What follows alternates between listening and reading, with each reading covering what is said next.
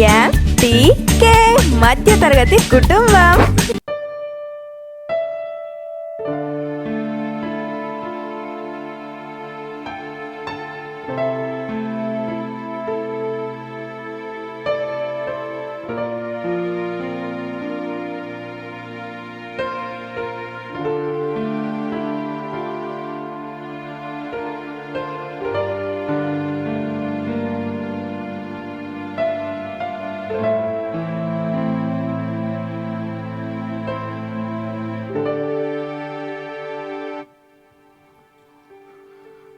చంద్రంకి ఏమీ చెప్పకండి, కంగారు పడిపోతాడు.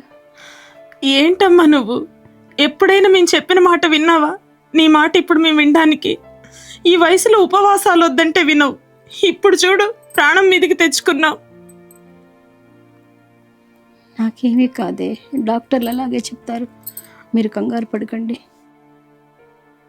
కంగారు పడకుండా ఎలా ఉంటాం అత్తయ్య? ఆయనకి మీరంటే ఎంత ప్రేమో మీకు తెలుసు కదా. లేదు, డాక్టర్ గారు చెప్పినట్టు మీకు ఎలాగైనా సర్జరీ చేయించాల్సిందే.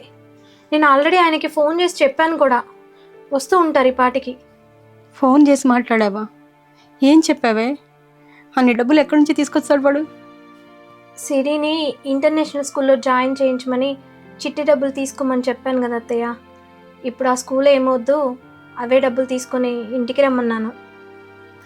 వదినా, సర్జరీకి 7 లక్షల వరకు ఖర్చు అవుతాయని చెప్పారు కదా, మరి 2 లక్షలు ఎలా సరిపోతాయి? మీ అన్నయ్య దగ్గర బ్రాస్లెట్, ఉంగరాలు, నా దగ్గర కూడా కొద్ది బంగారం ఉంది కదా, అది తాకట్టు పెడితే ఎలాగో అంత డబ్బు రాదు.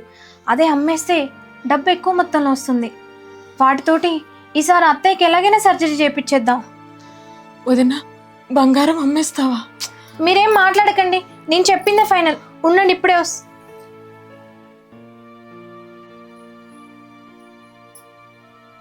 నాన్న.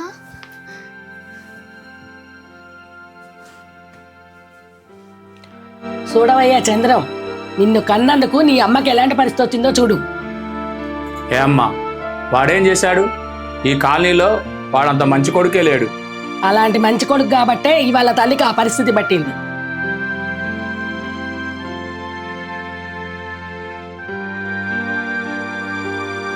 ఏమండి చంద్రం గారు, ఇంట్లో పెద్ద మనుషులు ఉన్నప్పుడు కనీస జాగ్రత్తలు తీసుకోకూడదా?